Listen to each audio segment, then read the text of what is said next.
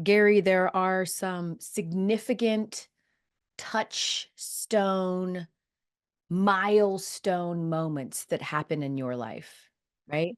Graduating high school, graduating college, getting married, having kids, and getting to that point where someone says that you look like an older Christina Milian, even though Christina Milian is 2 years older than you.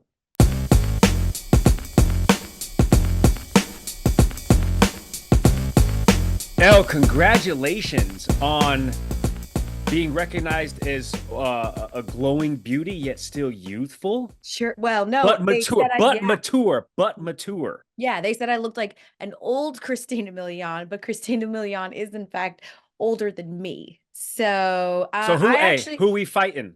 this was someone, that I met while I was at my travels for the ACC championship, Okay, okay. and he meant it in the nicest of ways, but let me tell you, people always mean things in nice ways. I am like the queen of receiving backhanded compliments. So I know he thought that that was a huge compliment. Uh-huh. And I was saying like, "Oh, you look like Christina Milian," but in fact, I knew that it was not because I knew she was older than me. I also have been in a room with Christina Milian when someone told her, "People say that Elle looks like you," and she gave me like the very polite like up and down and was like, "Really?"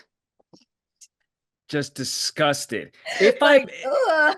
Elle, if I may play devil's advocate here, because I think for the listening and the viewing audience who are familiar with Christina Milian, we all know as a collective that she really hasn't been uh relevant is too harsh of a term, but like she hasn't really been in the public sphere like that since the early 2000s. So what this person was saying was that you remind them of an early 2000s Christina Milian with a touch more esteem. Oh So I'm yeah. reading that. I'm reading this as a forward-facing compliment. Congrats to you. Yeah. Christina Milian, I can tell you because I follow her on Instagram, still looks exactly the same as she did in those early 90s. And she's been in the public sphere. She hosts The Voice and she does some things like that. So, but Oh, yes, listen, okay. listen, it remains a compliment to me despite the backhandedness, and it remains an insult to her. I certainly wasn't going to fight the person. We saw so much testiness in sports this weekend. I mentioned that I was at the ACC championship in Greensboro. Shout out to Notre Dame, who beat NC State to win the conference title, their first time since 2019. So, with Niele Ivy as their coach, it's their first championship. Great girls. They worked really hard. We love it. But about 3 hours up the road, it was going down in Greenville. And South Carolina women's basketball, for you sort of peripheral fans or listeners or viewers, is like if whatever you knew about UConn back in the day in terms of their just consistent dominance, that has now transferred over to South Carolina. Obviously, there's a lot more parity that's happening in women's basketball right now, which makes it even more impressive that this team has lost one game in like 735 days. I mean, they're Mhm. just, and it's a totally different team. Their biggest competitor, rival, of course, is LSU. That has been that way, especially as LSU has become a bit of a perennial powerhouse themselves with Kim Mulkey.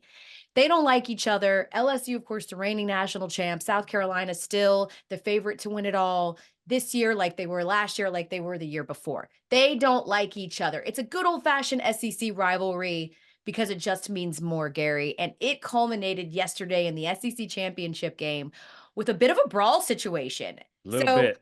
picture me leaving the ACC championship, sitting in a Greensboro airport with a bunch of ESPN crew, and we're watching this game at this bar, and I'm all up in the TV, like, what's going down and what's happening? So Camila Cardoso, you guys, is the 6'7" center from Brazil, from South Carolina. She plays for her Brazilian national team. She was definitely in the conversation for SEC Player of the Year. That did, of course, end up going to Angel Reese. And Camilla is the sweetest person on earth, Gary. She's really sweet. I've had the pleasure of meeting Camilla many times. She's quite quiet. She's a little bit shy. And she's a gentle giant, if you Yeah. will. And we saw her push Flau'jae Johnson, who pushed Ashlyn Watkins, Camilla Cardoso's teammate, and Camilla had had enough. Now, the internet is going crazy because, there's videos now coming out of like, why would Camilla snap? Anybody that knows Camilla knows this ain't her, right? Camilla's hair was getting pulled during the game. It was a situation that Oh, really, yeah, she was getting some tugs on the hair. There's video evidence of Angel Reese grabbing her hair. She has oh. a beautiful long mane, ponytail. I thought that was a no-go zone. Yeah, you're not, listen, I thought the hair was off limits hair regardless. ban. I thought it was family, kids, Yes, wives, husbands, hair. correct. Like, Yikes. especially us sisters, you don't grab hair, right? Like, yes, is it technically part of the uniform? Fine. You're not supposed to grab hair. This is not football, Uh-oh. right? Like, you're not tackling anybody. So that got to her and eventually manifested itself in her, in the wrong way, hitting back, if you will. She Oh, had had enough. I'm stopping you And right there. okay, Completely in the right way. I am all 100% Team Cardozo on this one because of the chain of reactions. And you were mentioning how that she's a gentle giant. She's quiet. She's not going to strike first.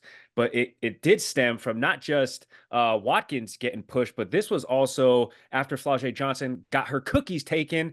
So this was like a three-step process that sure. Cardoza really saw manifest itself right before her eyes. And then that forearm shiver to Watkins' Yeah. throat. Listen, you got to be 10 toes down. Yeah. All right, for the Yeah. teammates, for the homies. And I am all for Cardoza being like, "Oh, really? You want to pick a fight with us? Yeah. How about me? I'm Yeah. all about it." Yeah, this was definitely a F around and find out situation. Yes, I ain't no punk situation. And correct. I'm with it. I think that certainly, especially for your team. Now, the downside was what Don mentioned afterwards, that all of the players that were ejected, 6 players were ejected for leaving the bench, including Camilla, which means that Camilla is going to end up having to miss the first game of the NCAA tournament. Now, South Carolina is going to be the #1 team. They're going to play the worst team in the tournament. They should be able to beat them without Camilla. They've had to play without her this year when she went to play for her national team. But I'm with it. Like, I'm with the idea that you let your teammates know nobody's gonna with us, and Mhm. and LSU ain't no punks either, right? Like, Flau'jae's not a punk. Flau'jae's family is about that life. We saw her, what was Oh. first reported to be her uncle, then it was her brother, run Yeah. onto the court. This is where I have my issue. Because we're talking about being 10 toes down, like, I'm gonna defend my family, I'm gonna defend my teammates. But what was you gonna do? What were you gonna Yeah. do, Flage's brother? You were gonna come attack a 20-year-old girl? Like, what exactly were you gonna do Yeah. in that situation? Because even though she had the same, Camilla took Flage down, there was no fighting. It wasn't a melee. This wasn't the Correct. Malice at the Palace. Everybody was doing the typical sort of posturing and walking around. Like, this wasn't a situation that escalated for you to need to fly out of the stands in just an instant. I mean, he was ready Yes. to go, got a loaded gun, cock it and pull it, like, he was ready. Yeah. Yeah, And he so were the was. cops, and so So were the were the cops, cops. Gary. Yo, the reaction time on that police officer was some stuff that GMs and sports executives would be like, why can't we find players like that? Which we are going to dive into in terms of that cop, right place, right time, doing his jobs when across the sporting world over the last couple of days. We've seen a lot of people in our sphere not simply do their jobs. I think it's hilarious, though, that Cardoza was the only player who was actually playing that got ejected, and then it was 5 other bench players. Like, yo, Yeah, listen, hey, if I can't get action on the court, I'm gonna get this action one way or another. correct. I'm That gonna was make pretty my hilarious point. to me. What was more shocking to you? Cardoza's reaction, knowing the person that she is, and you've worked with her, and obviously you're familiar with her during your time down there in Columbia and working around South Carolina. That instance from her, or the semifinal game the day before, her hitting her first ever three-pointer ever. And I she's a senior. She's Yeah. taken 2. She's only made 1, and it was at the buzzer to win the game to keep the perfect season intact. Yeah, and the one that she attempted before that, she wasn't even a member, is before she came to South Carolina. So I asked Dawn about this on game day, because the same thing. I mean, we're watching this, and full disclosure, you guys, when we're building a rundown for a show that's going to happen, that's going to be a big show with a lot of moving parts, we have to project a little bit. Okay. South Carolina is undefeated this year. We projected that they were going to beat a Tennessee team that, frankly, is fighting for their bubble lives, right? Like, Yeah. they are firmly on a bubble.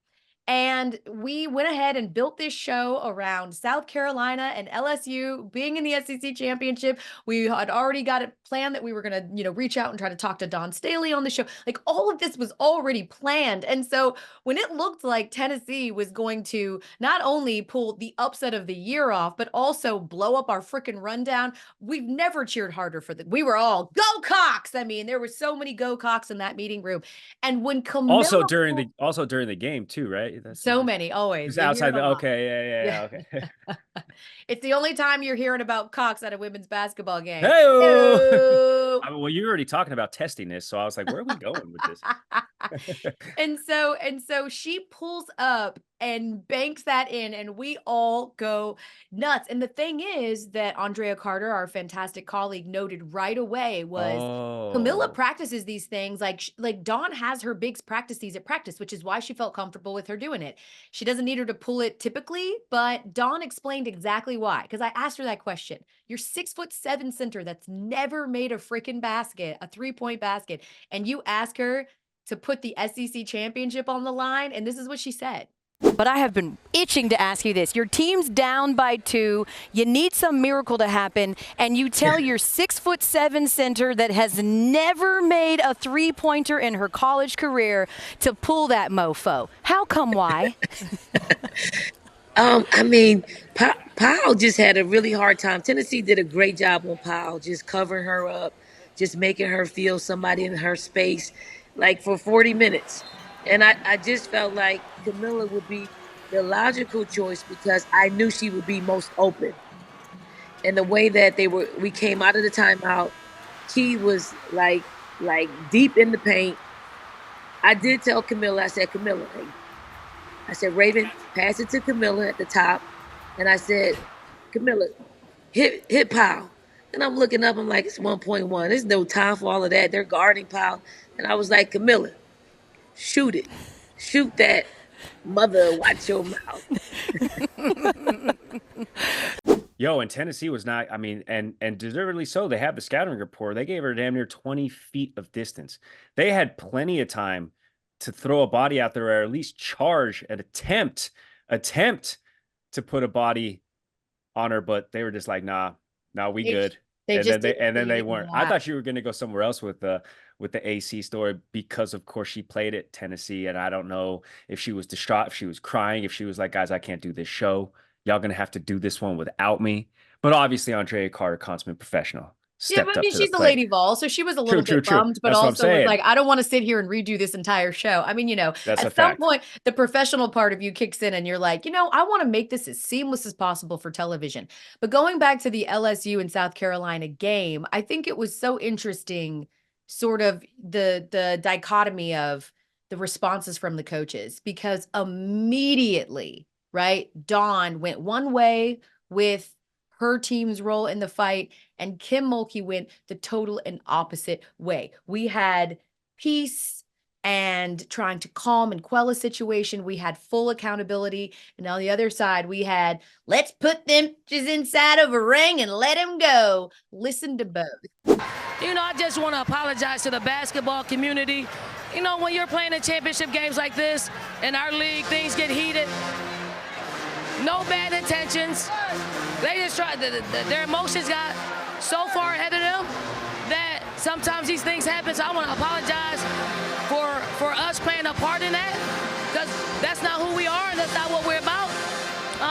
But I'm happy for the players that were able to finish the game and get us another championship.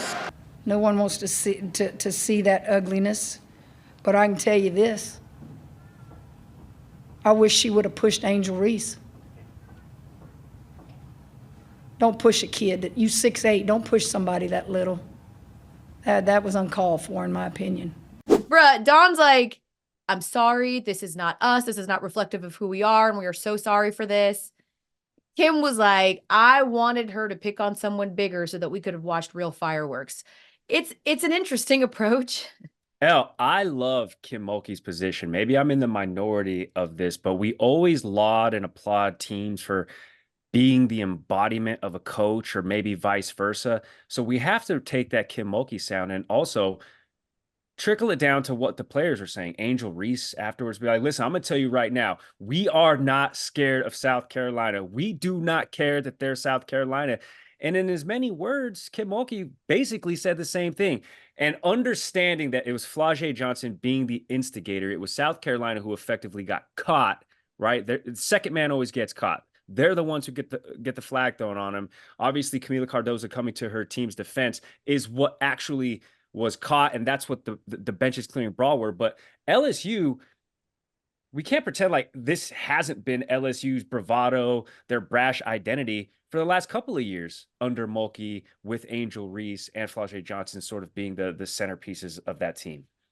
Yeah, I mean, it's definitely part of that's why it's such a fun rivalry, because it's Correct. not, there's nobody's getting picked on either side, right? Like Yeah. they're both brash and unapologetically themselves. They're all the things that like I love seeing in women, because we've always been taught, at least my generation was always taught, to sort of, show just embarrassing amounts of humility, and to, it's all about sportsmanship. And Yeah. I don't think that showing bravado, yelling, being testy, I don't think any of those things are a lack of sportsmanship. I think it speaks to the idea, just like we applaud with men, about how hard they work, about how competitive they are, about how those things give you an edge. Some people need that, some people don't. But like, I love the idea that we've got girls that are, not scrapping, but girls that are like sticking up for themselves and being physical and being strong and showing that they're all of those things, because it's absolutely true. For so many years, it was like talking about the women's basketball game. It was like the finesse, the fundamentals. These girls are dogs out here in the best possible way. And so I think that South Carolina and LSU, a lot of these girls are from the same place. Some of them have known each other for a long time because they're in the same recruiting pool in the South.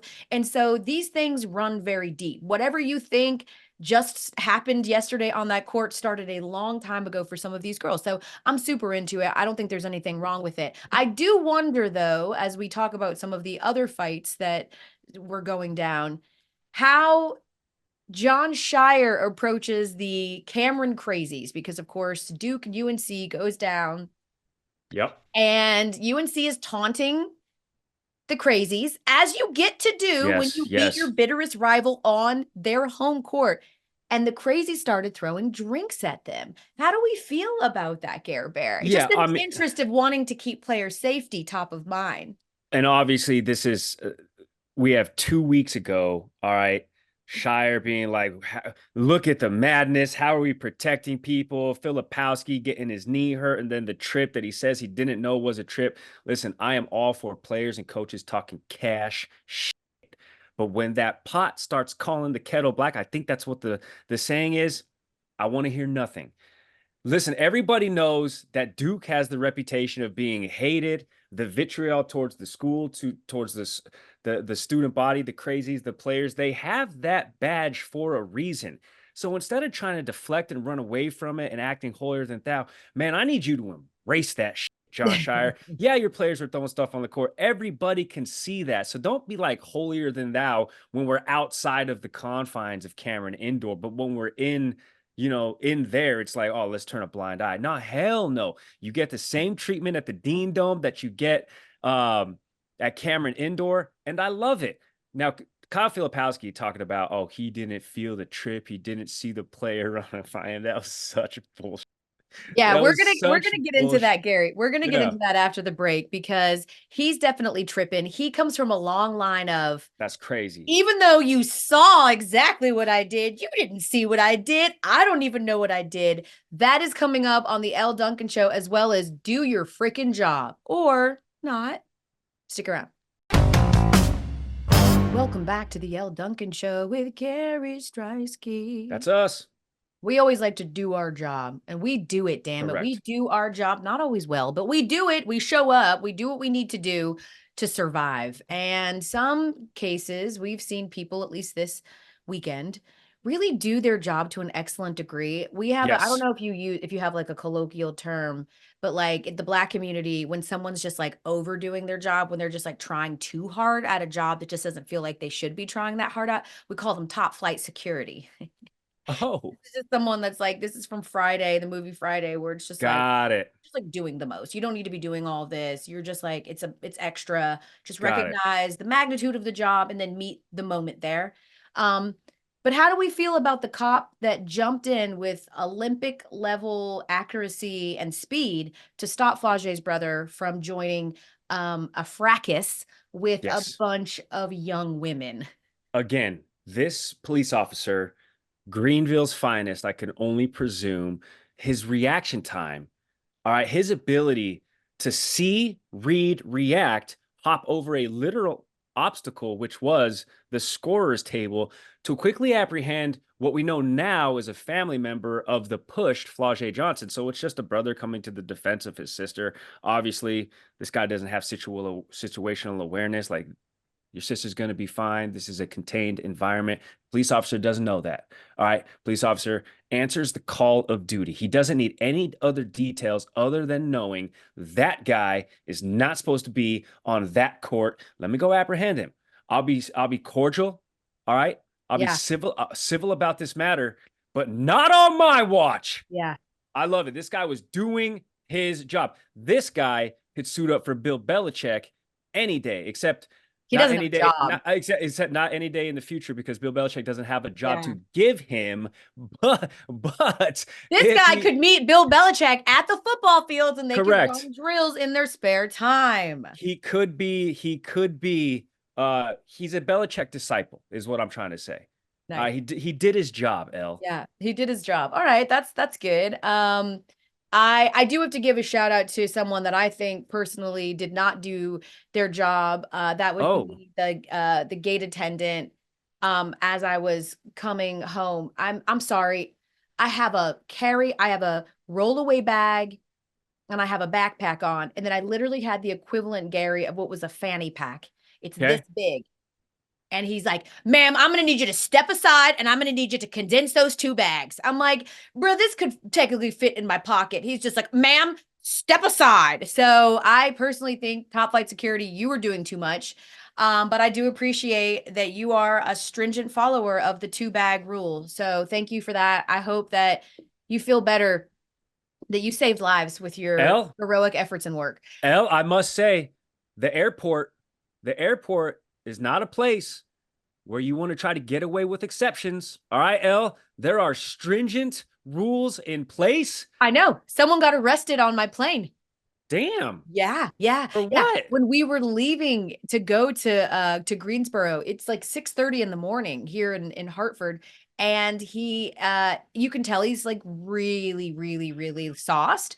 And he's wearing like Balmain sweatpants, a Louis hat, a Gucci jacket. Like he's that guy. It's like he's a label hoe. And like he wants to, it's not quiet luxury. He wants you to know. It's just like plastered on his body.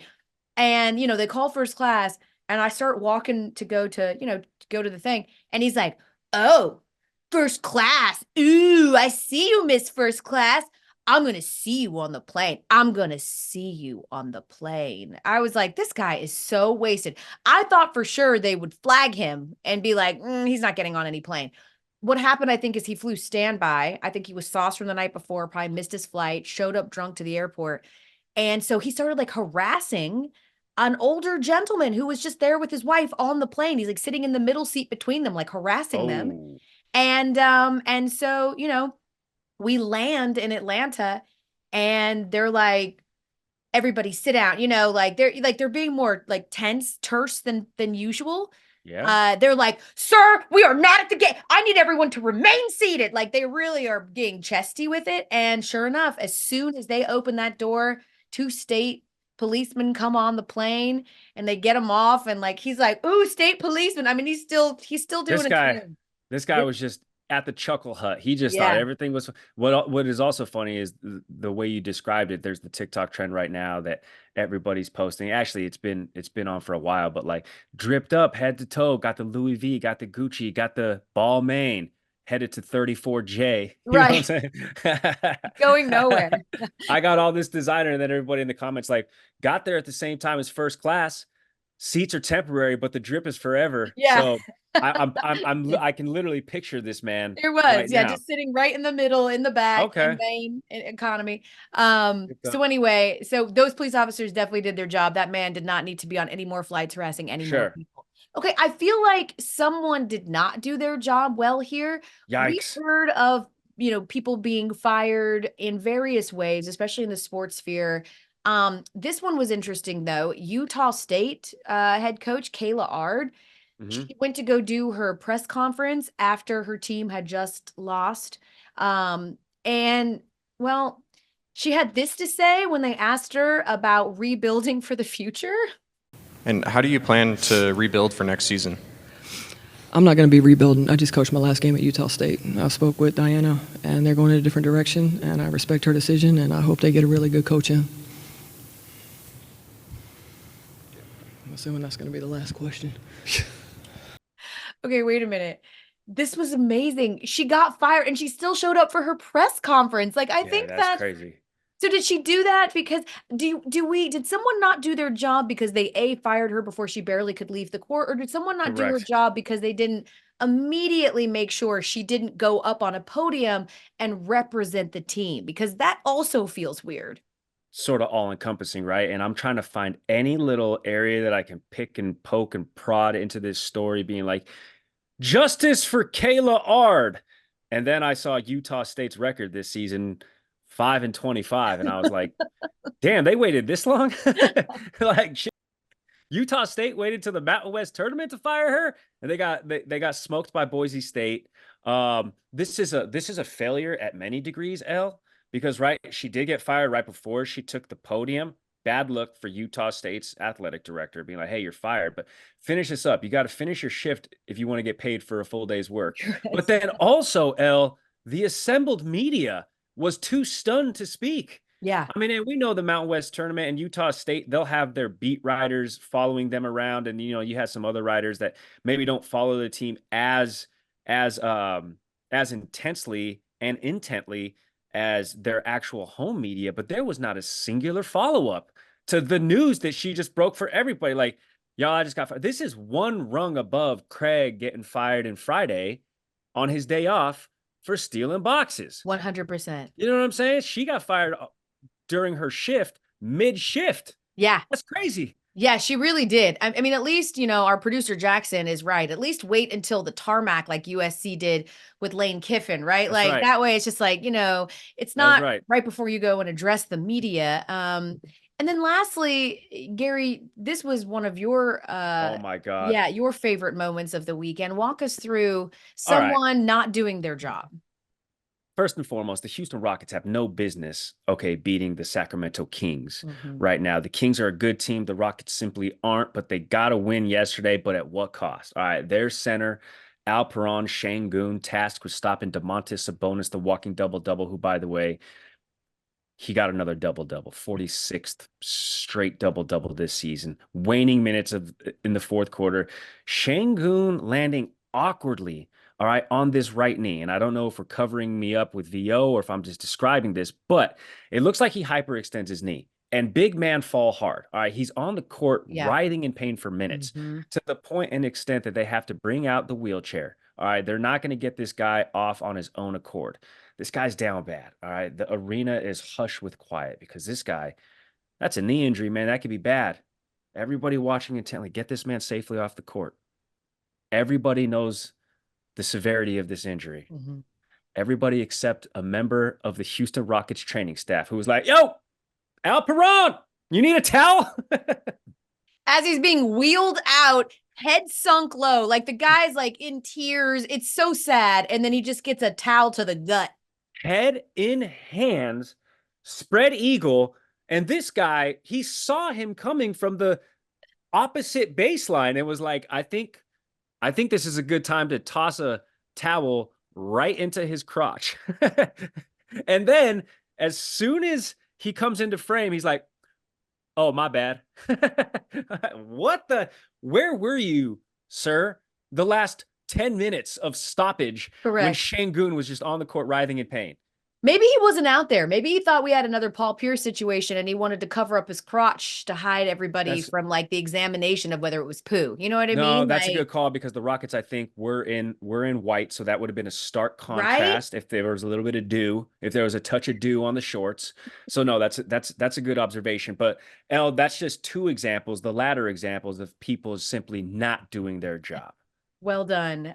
We always do our job, which is why we take full accountability and culpability when we up. Because unfortunately, when we up, it's on camera and like there's not really any denying it. However, often, that's never stopped some people, including Kyle Filipowski, when we come back on the Elle Duncan Show, we'll tell you why. He comes from a long line of Duke. I didn't do it. What are you talking about? Players. Stick around. We back. We be tripping. I wonder if it's like, you know how like whenever they talk about like longstanding blue blood programs, it's like you want to get these players that like believe in like what we're doing here, that believe in sort of the mantra of the program. I wonder if like part of evaluating Duke players is seeing if they're good trippers. Cause like they really do some extracurricular activities. Of course, Grayson Allen, the king of it. We had several incidents when he was a Dookie of him doing that. Christian Leitner, you know, doing the same. And now the latest Dookie, Kyle Filipowski, who 100% was involved in tripping this man, right? And says, I didn't do it to Harrison Ingram. I didn't even realize. I was just getting up. I didn't know where he was. I have no idea what you're talking about. That ain't me. But the evidence is on the tape, Gary. And what do you see as you watch this video of Kyle Filipowski quite literally putting his leg up in the air as Harrison Ingram jumps over him? Elle, they made an awkward amount of direct eye contact before Harrison Ingram ran directly in Filipowski's path. All right, the video doesn't lie. All right, we don't need the Zapruder film to break this thing down to see that Filipowski, all right, he was eyes locked on the baseline. He saw this Tar Heel gallivanting his way. Nobody gets up by swinging their leg In the air. like they're pissing like a dog. Yeah. You know what I'm saying? Like nobody does that. Nobody lets it air out that high and heavy just to stand up. All right. I would appreciate, because everybody who goes to Duke knows you're going to Duke and you're automatically going to be a villain. You're a heel. You're hated. I need for them to embrace that better. Grayson Allen did. Okay, and that's what made him a good heel. But you can't live on this fence of like, I know the reputation I'm gonna get when I'm at Duke is gonna be bad and people are gonna hate me. But I have this outward woo is me. No, that's not my playing style. No, that's not my fault thing when the mic is in front of you. Don't need it, can't have it. Need winners. I just think the audacity, Gary, that again, this is a team that 2 weeks ago was like, arrest Yes. everyone for player safety. Yes. I'm not going to say faked a knee injury. I'm just going to say we didn't know what the injury was. It was a moving target. He was fine, didn't miss any time. And then you quite literally are caught tripping someone. That can really hurt somebody. I mean, he fell. Correct. He fell. Like if he, you know what I Correct. mean? Like that's actually legitimately intentional that you hit him or that you tripped him.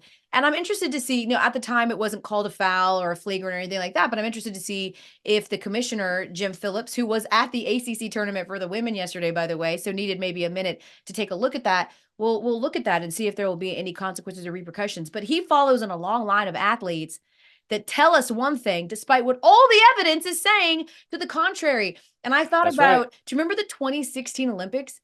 Do you remember Ryan Lochte, right? He claimed that he and his teammates were robbed at gunpoint. And it was like this international scandal, like, you know, oh my God, we already think that like Brazil's not all that safe. And now our sweet American, red-blooded Americans are getting attacked in the Olympics.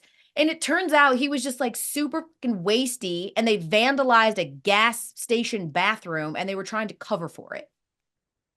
I do remember that. And I think if that happened any time in recent history, it would be some international incident to divide even more. So I'm glad, I am glad that this is something that we can look at as but a footnote nearly a decade ago when Ryan Lochte was America's sweetheart. I mean, that guy was Listen, hey, Wait, he was lights, never America's sweetheart. That was Michael lights- Phelps. He was the anti-Michael Phelps, and that's why people liked him. He was like the douchey, weird, goofy, say Yes. anything anti-hero. Like that's what he was. The lights were on, but nobody was home. He's Gronk. He's basically a Gronk who could swim. Yes, You know what I'm saying? And people ate but that not up. nearly as endearing. I think Gronk's much more endearing than Ryan Lochte. That's a good. But then Ryan Lochte, after the Olympics, he went on the assumed and the predictable reality TV train for the next couple of years. You got to maximize. You got to maximize that, and he did. He definitely did. Britney Spears tried to minimize when she accused Victor Wembanyama's bodyguard of physically assaulting her. I remember that. This comes out, right? Like, I'm just a big fan of Wemby, which is also cap. I do not believe that Britney Spears knows who Victor Wembanyama is. Correct. I don't think she could name 5 NBA players, but what do I know? Maybe she's a huge NBA fan. Maybe she stops dancing for like 5 minutes and watches NBA. I don't know. But when it came out that his bodyguard physically assaulted her and knocked her down, everyone was like, poor Britney, she's always being attacked, this poor girl, she's such a victim. And then the video came out, and like at best he like moved her hand away briskly because she tried to reach out and touch Victor Wembanyama. I think Correct. you could have put that man in, do your job, and he did it well. You're not supposed to walk up and touch him, and that's on the bodyguard to prevent that from happening, and he did. That's a fact. Plus, Victor Wembanyama, I mean, the dude was, what is he, 19? I don't think that he would know who Britney Spears Probably not. is. Yeah. Or was. Yeah. He's like, who's this crazy woman in Las Vegas, man? All these crazy women in Vegas. Yeah. I don't think that he would have known who she was, which is actually kind of sad for us because that just means we're getting old. Getting old? Yeah. Like Again, a seasoned Christina Milian. Yeah, correct. Like an old, I'm like, I'm younger than her. He was young at the time, but have we ever forgiven Justin Bieber for peeing in the mop bucket, right? Back in 2013, remember that? And he was peeing in a mop bucket. And initially they were like, that didn't happen. Like, he didn't disrespect the hockey locker room or the this or the that. There was always like, he didn't do this, he didn't do that. And then the video was dropped of him, in fact, peeing in the mop bucket. And it was like, my bad. Oh, that's crazy. Okay, I'm probably not going to Google it. I'm just going to take your word for it. I don't recall this one. I do remember, though, when Justin Bieber was a villain, and he made quite the turn. He really did. He really is now like universally liked. People rock with him. I think people enjoy his music. People enjoy that he mellowed out and he isn't as much of an a-hole. I don't know. I've never met the guy, but he did a good job of turning that image around. He really did. I mean, I remember many times there was people asking if we could like deport him back to Canada. Yes, like if yes. there was a lot of that, wanting to see if we could make trades. Like, can we get Ryan Gosling to be an American? You guys can have Bieber back. So that definitely happened. And he did. He made a big turnaround. I mean, he matured. Like, he was, correct. listen, the kid was super uber famous at like 10 years old. I can't even imagine what it's like navigating that. I would say that for the most part, he has navigated it pretty well. If some of the worst stuff you've done is just like some relatively douchey things, like, I think you've come out pretty good. The same can't be really said for Jussie Smollett. That's the greatest one of all time. Just saying he was a victim of a hate crime back in Chicago in 2019, right? But then surveillance footage came out and suggested that he had orchestrated the whole thing, hired these dudes that he worked with on his show on Empire. I don't know, there's rumors that he did it because he was getting written off and he wanted to be back in the public space and sphere. That's and he wanted that's a big story. But the whole thing had so many holes from the beginning. I mean, right away when the story came out, my husband Omar looked at me and he was like, so I'm confused. So they watch Empire and they're in downtown Chicago. First and red they're flag. Also MAGA. Like, he was like, I don't understand. He was like, that doesn't feel like a real person. I don't know anyone that like makes up those 3 things. And then the other thing that was a red alert was, bruh, so he had a noose put around his neck and then he just walked blocks with it around his neck to the police station. Like, he didn't just like your first inclination as a black man is to like not immediately take the noose. Yeah. It just all felt very weird and fabricated. And it turns out, at least according to the police and a court of law, that it was. He still stands on it, though. That's not true. I didn't make this up. Like, he's dying on that hill. He is still saying didn't happen. Damn, that's crazy. Well, I'm glad that you itemized that because I sort of paid attention to the story, but leave it to Omar with the inquisitive mind that he He's has like, what? to take a look at the evidence, okay? To take a look at the facts that were in front of us or the purported facts and dissect them, and by way of that, not come up with a theory, because a theory is not evidence-based, but come up with a more substantial hypothesis, which is a evidence-backed opinion. So good on Omar. Yeah, yeah. He was like, They should have gone to him first. Yeah, Yeah. 100%. I mean, right away, it just seemed like there were some plot holes in that. And then lastly, our producer threw this one in here. I don't know how much in the pop culture world you got in with this one, but Bradley Cooper and Lady Gaga, when they were making A Star is Born, everyone said they were hooking up, even though they were both with other people. And Oh. she thinks that this doesn't exactly fall into the video evidence. I suppose if you watch the movie, they were supposed to have chemistry. But yeah, she was all into that. By the way, did you watch the Academy Awards last night? I saw the highlights, which lacked a lot of clothing from one John Cena. Yeah. And that's about it. Those are some That's about gains. it. Yeah, you would. You would. The one thing that Well, Gary saw was the but- naked man. Of course. Well, It's right on it's- brand, Gary. it's the clip that circulated and went viral. And I just so happened to have to do a little bit of zooming in. And I was like, this guy's definitely on creatine at the bare minimum. At the bare minimum, my guy is on gear. That's bare. That's bare Why? minimum. Did I miss something else? He didn't have a single well, I thought that the moment of the night was I'm Just Ken being sung by Ryan Gosling. And this is just a reminder as we get ready to say goodbye on the Elle Duncan Show, because you're done listening or watching this. I encourage you, if you're surprised by the amount of showmanship and swag that Ryan Gosling showed in that way, just Google Ryan Gosling Mickey Mouse Club Jodeci and enjoy, okay? This man sang Jodeci, and he sang it well, and he moved when he was like 12. You're welcome, and enjoy. But be careful, because he was 12. Okay. All right. Well.